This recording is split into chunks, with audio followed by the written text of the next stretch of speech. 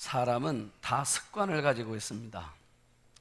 걷는 습관도 다르고, 또 말하는 습관도 다르고, 또 생활 습관도 다르고, 다 사람마다 각각의 습관이라는 게 있습니다. 오늘 성경을 보니까 예수님도 습관이 있었습니다. 39절을 보면 예수께서 나가사 습관을 따라 감난산에 가시매 그랬습니다. 여러분, 우리가 한두 번을 해서 습관이 되는 건 아닙니다. 습관은 반복하고 반복해서 혹은 몇 년 혹은 몇십 년을 거쳐서 몸에 배어진 겁니다. 우린 그거를 습관이라고 그래요. 자, 그런데 예수님은 어떤 습관을 갖고 계셨냐면 감난산을 찾는 습관을 갖고 계셨습니다. 자, 감난산이 어떤 것이냐?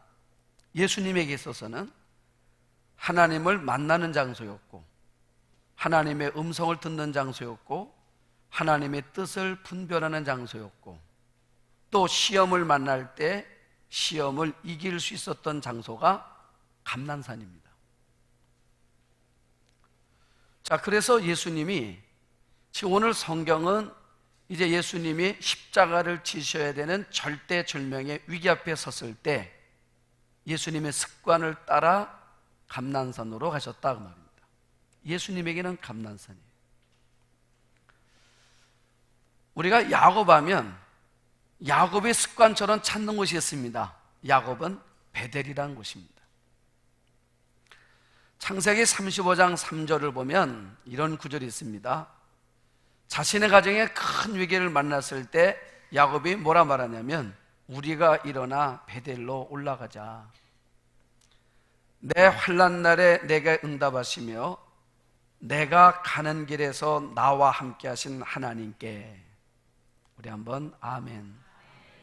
여러분, 야곱이 인생의 큰 위기를 만났을 때 그가 그 자식들에게 뭐라고 말하냐면 내가 가는 길에서 나와 함께 하신 하나님.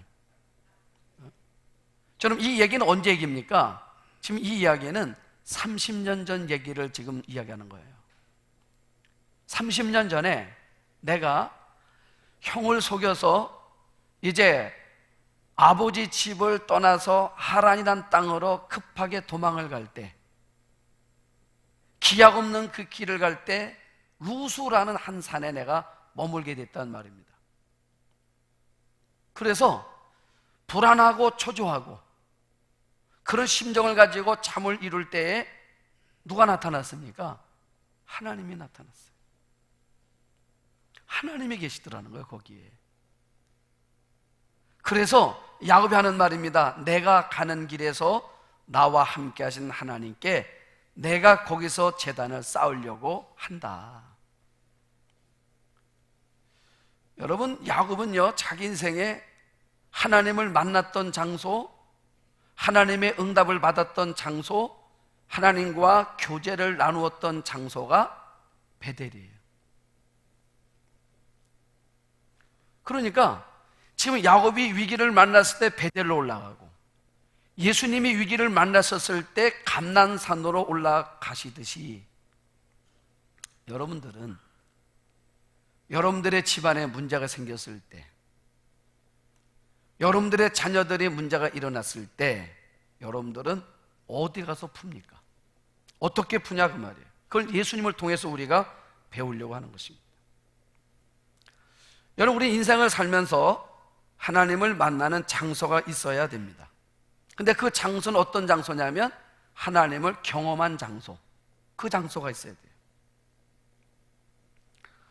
우리가 중세 로마 가톨릭은 하나님을 만나는 장소를 성전이라고 여겼습니다.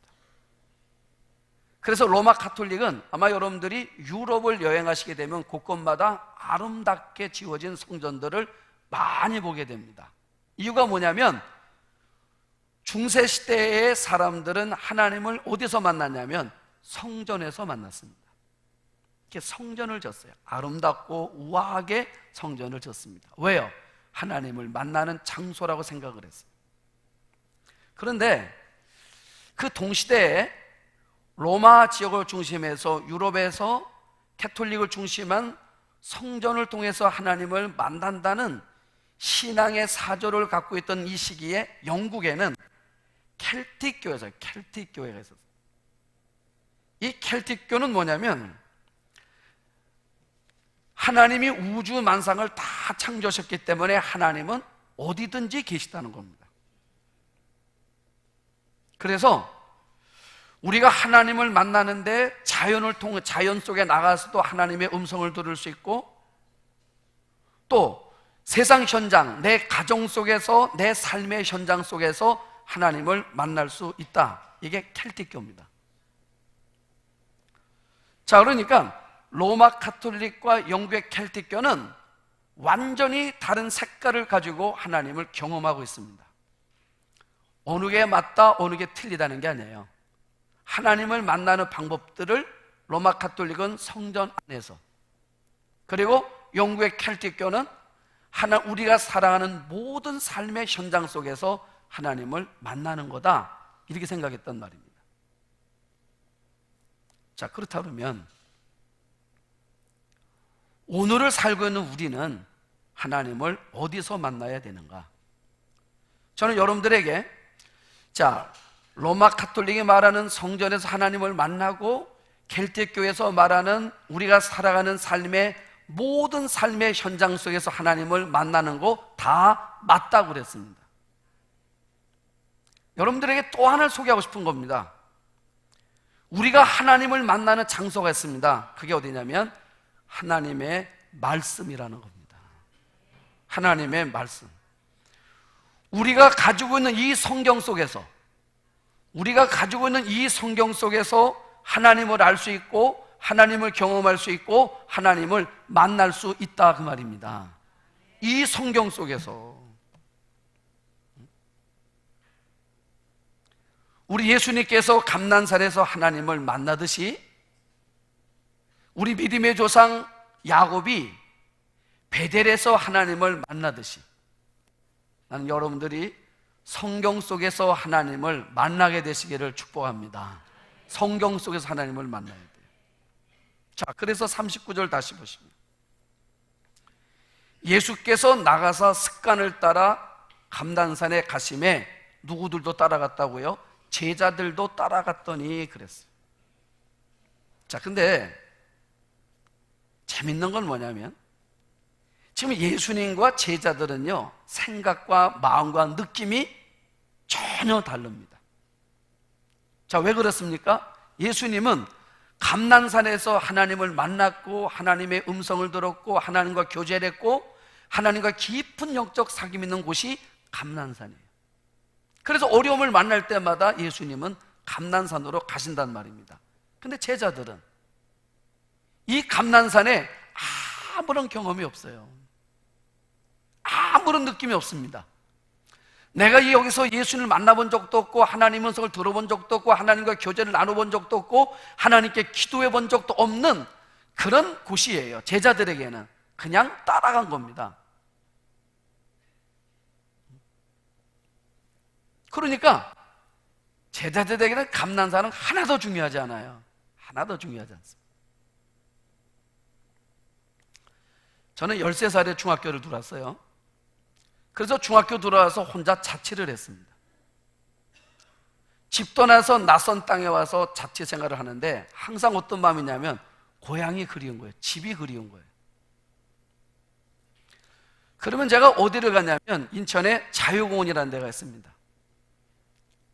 자유공원을 올라가면 자유공원에 올라가서 이렇게 바라다 보면 저희 고향이 보여요. 그러면 집이 그리울 때마다 늘 자유공원을 갔어요.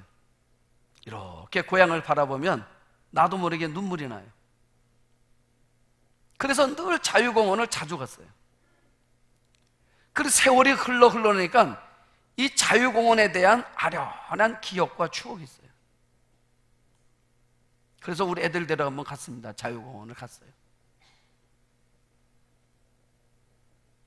저는 막 설명을 하고 이 자유공원에 가는 느낌이 가니까 가는 순간서부터 숨결도 다르고 공기도 다르고 느낌도 다 달랐어요. 우리 애들은 따분한 거예요. 여길 왜 왔나? 자유공원은 아무것도 없습니다. 메가다 동상 하나만 있어요. 그리고 바라보면 우리 고향만 바라보이는 거예요. 특별한 거 없어요. 걔네가 그랬습니다. 봐라, 저기 봐라, 보이지? 아빠 고향 보이지? 우리 아이들이 보여. 그리고 끝이에요. 아무 느낌이 없어요. 왜요? 여기에 추억이 없어요. 지금 감난산은 그런 겁니다. 예수님한테는 의미가 있어요. 왜요? 내가 여기서 하나님의 음성을 듣고 하나님을 만나고 하나님과 교제가 있었단 말이에요. 여러분, 우리는 오늘 똑같이 교회에 와서 지금 여러분들이 이곳에 앉아 있습니다. 똑같이 와서 앉아 있는데 이곳에서 하나님을 경험하고 하나님을 만나고 하나님과 교제가 있었던 사람들이 드리는 예배와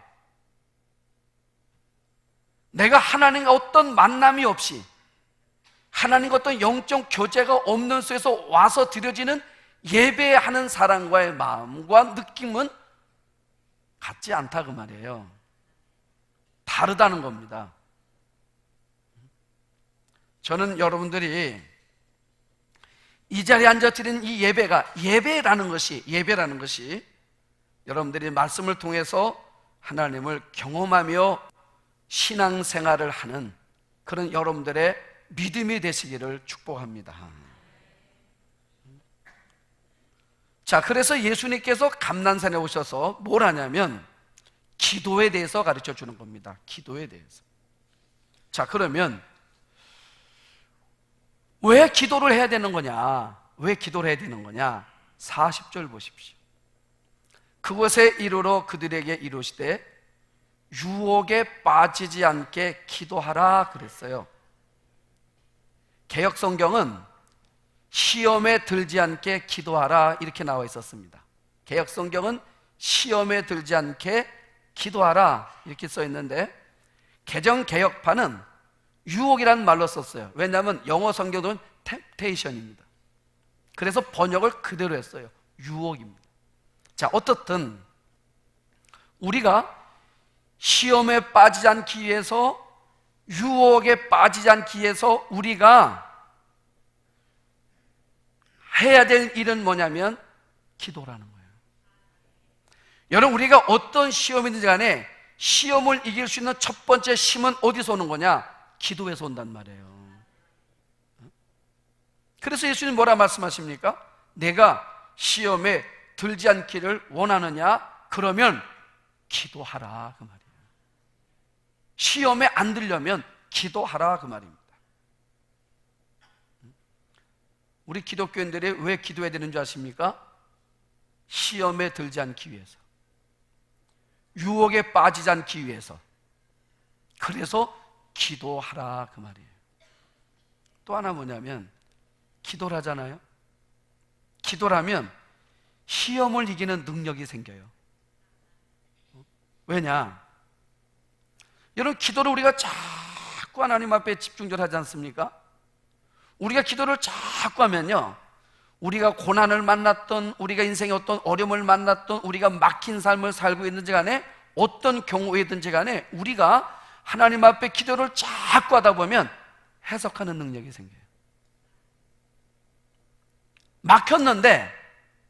막혔기 때문에 답답하고 속상한데, 그리고 절망스럽고 좌절하게 되는데, 하나님 앞에 기도를 자꾸 하다 보면은 내가 막힌 그 속에서 하나님의 뜻이 보이기 시작하더라고 말이에요.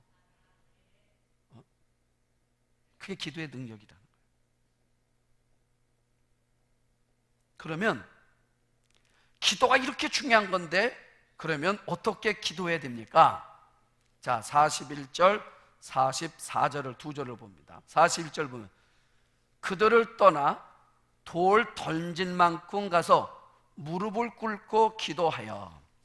자, 44절, 예수께서 힘쓰고 애써 더욱 간절히 기도하시니 땀이 땅에 떨어지는 핏방울같이 되더라. 자, 지금 예수님이 유혹에 빠지지 않기 위해서, 시험에 들지 않기 위해서는 기도를 해야 된다고 그랬는데, 예수님이 어떻게 기도하신가 봤더니요, 무릎을 꿇고 기도하셨대요. 무릎을 꿇고. 그리고 힘쓰고 애쓰면서, 힘쓰고 애써가면서, 그리고 땀이 핏방울이 되도록 기도하셨다. 지금 예수님이 지금 이 문제를 만났을 때 어떻게 기도하신, 기도의 표현법을, 지금 방법들을 보여주고 있는 겁니다. 여러분, 기도는 다양하다는 겁니다. 한마디로 말하면 박수를 치며 기도할 수도 있고, 소리를 지르며 기도할 수도 있고, 또 우리가 묵상하며 기도할 수도 있고, 기도원 가서 기도할 수도 있고, 예배당 가서 기도할 수도 있고, 골방에서도 기도할 수 있다면 어떤 형태든지 다 된다는 거예요. 기도의 정의는 이 방법만 된다고 말할 수 없다는 겁니다. 서서 기도할 수도 있어요. 누워서도 기도할 수 있고요. 그런데 어떤 형태든지 간에 중요한 게 하나가 있습니다. 그건 뭐냐면 간절함이라는 거야. 간절함. 왜 간절함입니까? 여러분, 간절함이 어디서 나오는 것 같아요? 믿음에서 나오는 거예요. 어떤 믿음? 하나님께서 내 기도를 들으실 거라는 믿음. 하나님이 내 기도에 응답할 걸 믿음을 가지고 하니까 우리 기도 속에 간절함이 생기니까 때로는 소리를 지르게 하기도 하고, 때로는 마음속에 심혈을 기울여 기도하게 되고, 때로는 서서 하기도 하고, 때로는 박수를 치며 하기도 되고, 그러는 거란 말이에요.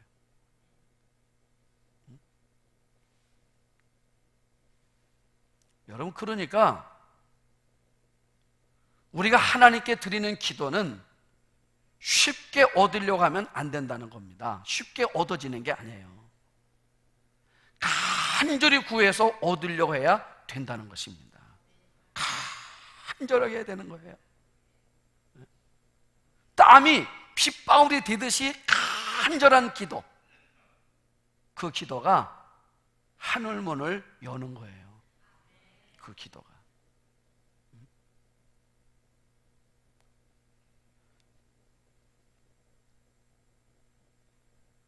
자, 그런데 이 기도를 보니까요, 이 기도가 두 단계가 있더라고요. 한 단계는 뭐냐면 나 중심의 기도가 있고, 또 하나는 하나님 중심의 기도가 있습니다. 자, 42절을 보시면, 42절에 이르시되 아버지여, 만일 아버지의 뜻이거든 이 잔을 내게서 옮기시옵소서. 그러나 내 원대로 마옵시고 아버지의 원대로 되기를 원하나이다 그랬어요. 자, 기도가 두 단계가 있다. 한 단계는 내 중심의 기도입니다. 우리가 이 기도를 많이 하고 사는 거예요. 지금 우리가 내가 필요한 거, 내가 원하는 거를 하나님 앞에 달라고 간구하면서 우리가 기도를 합니다. 적어도 우린 이 기도가 가장 많아요. 여러분들도 그렇고 저도 그렇고. 여러분들의 기도를 잘 보십시오. 대부분이 여러분들의 기도는 다 누구의 필요에 대한 기도입니까? 내 필요예요. 우리 가정에 필요한 거, 내 삶에 필요한 걸 붙들고 하나님 앞에 기도하는 거예요. 그것도 중요한 겁니다. 그런데 지금 예수님 뭐라 말씀하십니까? 내 원대로란 말을 보니까 내가 원하는 게 있단 말입니다. 그거를 기도했어요, 예수님도. 그런데 기도가 거기서 머물면 안 돼요. 거기서 하나가 올라가야 됩니다. 뭐라 말합니까? 내가 원하는 건 뭡니까? 내가 십자가 안 지고 내가 안 죽는 거, 그게 예수님이 원하는 거예요. 그건 내 원하는 겁니다. 그래서 이 기도도 어떻게 했습니까? 했어요. 그런데 했는데 그 다음 기도가 필요한 겁니다. 뭐라 말합니까? 그런데 내 원대로 마옵시고 아버지의 원대로 되기를 원합니다. 이게 두 번째 단계 기도예요. 여러분, 우리 기도가 시작은 언제든지 내 기도로 시작해야 됩니다. 이게 잘못됐다는 게 아닙니다. 여러분들, 저도 마찬가지고 여러분들도 마찬가지고 내 기도가 필요한 거예요. 우리 기도가, 내 소원이. 그걸 붙들고 기도를 하라는 겁니다. 그런데 이 기도가 어디로 넘어가야 되냐면 하나님의 중심의 기도로 넘어가야 된다 그 말이에요. 아멘. 자, 그러니까 우리가 기도를 한단 말입니다. 우리가 기도하다가 내 뜻을 붙들고 기도하는 겁니다. 그런데 우리가 2단계로 올라가면 내 뜻과 관련되어서 아버지의 뜻이 이루어지기를 기도하기로 바뀌는 거예요. 아버지 뜻을 어떻게 합니까? 말씀을 통해서 아는 거예요. 이게 성숙이라는 거예요. 나는 내가 십자가 죽고 싶지 않아요. 내 뜻은 뭐냐면 내가 십자가 안 지고 안 죽는 겁니다. 그런데 아버지 뜻은 뭐예요? 십자가 달려 죽는 거예요. 그러면 아버지의 뜻대로 되기를 원합니다. 여러분, 그래서 우리가 기도 생활할 때 깊이 있는 기도로 가면 그 기도가 하나님의 말씀에서 근거해서 기도하기를 시작하더라는 거예요. 바뀌는 거예요. 이렇게 우리가 영적인 깊이 있는 기도가 될 때 어떤 일이 벌어지는 줄 아십니까? 43절을 보세요. 천사가 하늘로부터 예수께 나타나 힘을 더하더라. 우리가 예수님이 내 생각 접고 내 마음 접고 하나님의 뜻을 따라 기도를 시작하시니까 천사가 나타나서 예수님을 돕더라, 그 말이에요. 그런 거예요. 그래서 주님 뭐라 말씀하십니까? 먼저 그의 나라와 그의 의를 구하라. 그러면 천사가 우리를 돕는 역사가 일어나게 된단 말입니다. 자, 그래서 예수님이 우리에게 어떻게 우리가 기도 생활해야 할까를 모범을 지금 보여주고 계시는 겁니다. 자, 그러면 지금 감람산이라는 큰 절대절명의 위기를 앞에 놨을 때 제자들과 예수님이 이 위기를 관리하는 방법을 한번 성경이 이렇게 두 스크린을 통해서 우리에게 보여주고 있는 겁니다. 자, 첫 번째 제자들 보십시오.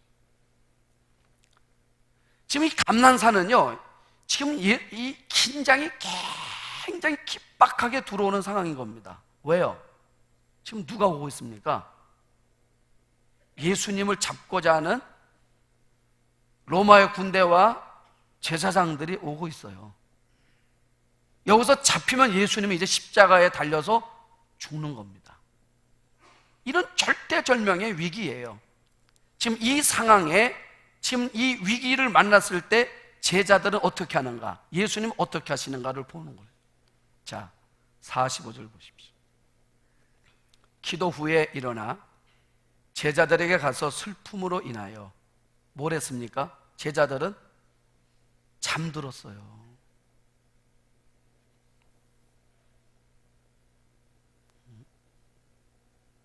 여러분, 잠들었다는 말은 무슨 말입니까? 기도가 없단 말이에요. 그러니까 좀 지나면 제자들이 어떤 일이 벌어집니까? 너 예수 제자냐 아니냐, 너 예수 당이냐 아니냐, 이 물음 앞에 선택의 자리 앞에 서게 될 거예요. 그때 베드로는 뭐라 말합니까? 예전엔 뭐라 말했습니까? 큰 소리 뻥뻥 쳤잖아요. 마태복음 16장 예수님 뭐라 말씀하시면 나 십자가 진다? 그럴 때 베드로는 뭐라 말했습니까? 무슨 소리냐고. 선생님 무슨 소리입니까? 그럴 수 없습니다. 그랬던 그 베드로. 여러분, 이 기도 없이, 영적인 준비 없이 자신의 어떤 위기 상황에 갔을 때 베드로 어떻게 됩니까? 와르르 무너지는 거예요. 기도가 없으면 위기를 관리할 수 있는 능력도 없다는 것입니다. 그 다음에 두 번째 제자는 어떻게 하는지 아십니까? 인간적인 감정으로 감당을 했다는 것입니다. 자, 49절 보십시오. 50절 보시면 그의 주위의 사람들이 그 된 일을 보고 여짜오되 주여 우리가 칼로 치리까 하고 그 중에 한 사람이 대제사장 종을 쳐 그 오른쪽 귀를 떨어뜨린지라. 자, 학자들은 그 한 사람이 누구라고 말합니까? 베드로라고 그러죠. 대제총이 누구라면 말고라는 사람이죠. 말고라는 세력을 잘랐습니다.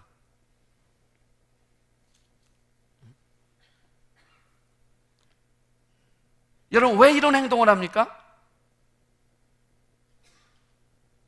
이건 예수님을 위하는 것 같지만 예수를 위하는 게 아니에요.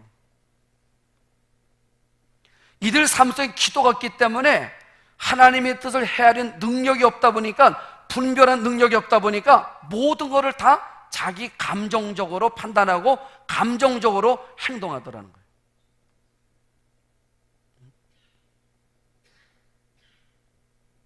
여러분들이 예수님 입장 한번 대보세요.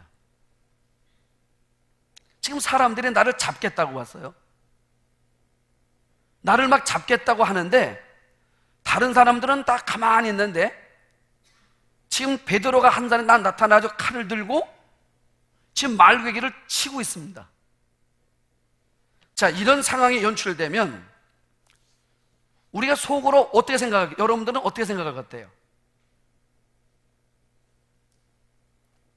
고마워요? 안 고마워요? 안 고마워요? 난 고마워. 왜요? 지금 이 사람이 누구 편 돼서 일해주는 겁니까? 내 편 돼서.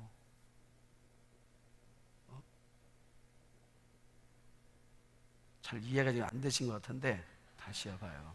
여러분 보세요. 여러분들이 우리 여기 옆에 횡단보도가 있지 않습니까? 횡단보도는 반드시 무슨 불에 건너가야 돼요? 파란불에 건너가야 돼요. 그런데 너무 급해가지고 빨간불에 건너갔습니다. 건너갔더니 기사가 놀래가지고 여러분들한테 막 야단을 해요. 지나칠 정도로 막 여러분 육두문자로서 막 욕을 합니다. 그럼 여러분들 이런 마음 들어요? 나는 욕 먹어도 돼. 나는 빨간불에 건넜으니까 내가 욕 먹는 건 당연해. 당연한 거야. 이래요?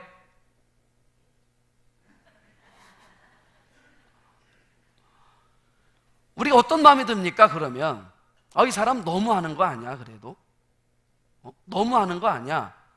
그런데 아무도 내 입장에 소자 하나도 없어요. 다 나를 비난합니다. 심지어 보니까 내가 잘 아는 우리 교인들도 아유 당신 잘못한 거는 막 이래요. 그러면 그 교인을 보면서 저는 마음속에 맞아, 참 우리 교인이 바른 말했어 이럽니까? 그런데 한 분이 혜성같이 나타나가지고 뭔 소리냐고 하면서 막 이분이 이런 분이 아닌데 지금 상황이 얼마나 급박했으면 갔겠냐고 말해주면 눈물 나요 안 나요? 나지요. 지금 예수님이 어떤 상황입니까? 잡히면 죽는 거예요. 잡히면 죽는 겁니다. 그런데 다른 사람들 다 가만히 있을 때 베드로가 일어나서 이렇게 할 수 없다는 거죠. 우리 선생님 잡아가게 내버려둘 수 없다는 거죠. 그래서 칼을 들어서 말괭이를 자르는 겁니다. 왜요? 이렇게 할 수 없다는 겁니다. 좋은 사람이에요? 나쁜 사람이에요? 말해봐요. 좋은 사람이지. 응? 그렇잖아요. 그런데 좋다고 생각하는 이 부분이 뭐냐면 이거는 다 인간적이다 그 말이야. 인간적이다. 왜요? 예수님은 십자가를 지셔야 되는 거예요. 그게 하나님의 뜻입니다. 그런데 왜 하나님의 뜻인데 그거를 모르느냐? 이미 영적 준비가 안 돼 있어요. 영적 눈이 이미 어두워져 있습니다. 분별할 수 있는 분별력이 없어요. 기도가 없는데, 기도가 없으니까 분별할 수 없지요. 없으니까 뭐합니까? 자기 감정적으로, 자기 기분으로, 자기 느낌으로 행동하고 처신하는 거예요. 이런 일들이 교회 안에 얼마나 많이 있습니까? 교회 안에서 내 기분에 따라서, 내 감정에 따라서 우리가 결정하고 행동하고 말하고 하는 일들이 얼마나 많냐 그 말이에요. 지금 제자들은 이 문제 앞에 섰을 때 기도가 없었습니다. 그러니까 기도가 없다 보니까 모든 일들을 자기의 감정에 따라서 처신하더라 그 말이야. 여러분, 우리가 영적으로 깨어있고 영적으로 우리가 무장되어 있지 않으면 언제나 우리는 상황에 얽매이게 되어 있어요. 우리가 평상시에 하나님의 말씀으로 무장하지 않으면 상황에 끌려다니게 되어 있습니다. 우리가 평상시에 기도로 무장되어 있지 않으면 상황과 문제들에 끌려다니게 되어 있다 그 말입니다. 이게 제자들의 모습. 그러면 문제가 풀렸습니까? 아니요. 문제는 더 복잡해졌어요. 오히려 더 복잡해졌습니다. 이게 제자들의 모습이에요. 우리가 기도가 없으면 항상 상황에 끌려다녀요. 문제에 우리가 끌려다닙니다. 여러분, 우리가 문제를 조정하고 관리할 수 해야 되지, 우리가 문제에 끌려다니면 안 된다는 거예요. 그런데 여러분, 예수님은 어떻게 하십니까?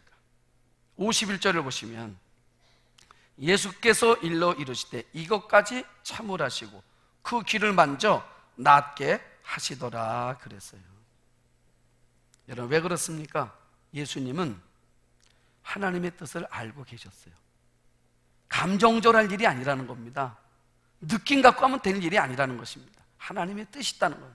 그러니까 우리가 결정하고 행동하고 움직이는 모든 기준이 뭐냐면 하나님의 말씀이어야 된다 그 말이에요.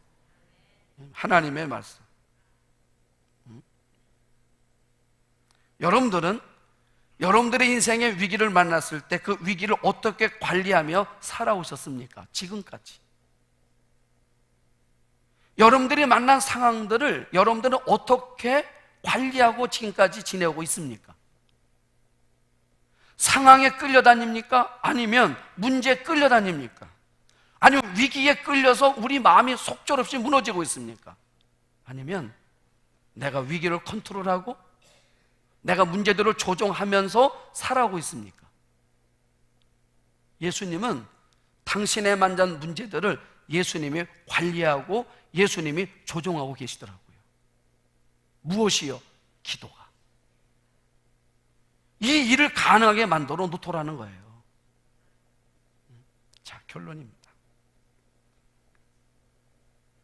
그래서 성경은 우리에게 이렇게 말합니다. 빌립보서 4장 6절 7절을 보면 아무것도 염려하지 말래요.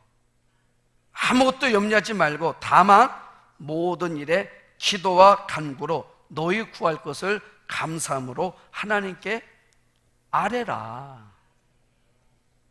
그리하면 모든 체각에 뛰어난 하나님의 평강이 그리스도 예수 안에서 너희 생각과 너희 마음을 어떻게 하신다고요? 지키시리라. 아멘. 아무것도 염려하지 말래요. 아무것도 염려하지 말고 예수님이 겟세마네 동산에서 기도하시듯이 하나님의 뜻을 따라서 기도를 하면 그러면 하나님께서 그리스도 예수 안에서 우리 생각과 우리 마음을 지켜주셔서 그래서 우리가 만난 모든 위기나 모든 상황들을 우리가 관리하며 살 수 있도록 만들어 주신다는 거예요.